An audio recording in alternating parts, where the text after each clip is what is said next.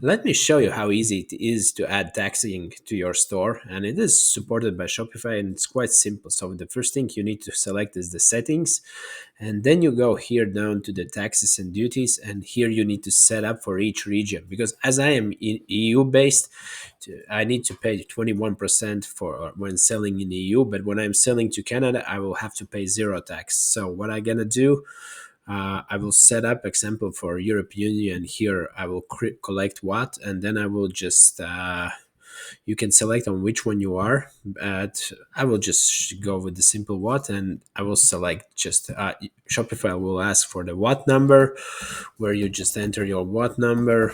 I will just go with random. You enter when you enter your what number. The last thing is you will need to add how much tax you want to collect for each country. So for in European Union it's 21%, in other countries it's more and more. So it's quite simple for you. And if you do example ship abroad, it's example to other countries, then it's 0% tax because customer will pay import tax.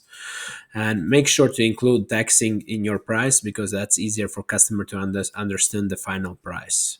And if you need any help with the taxing, I recommend you to ask ChatGPT about it, and or your accountant what to create.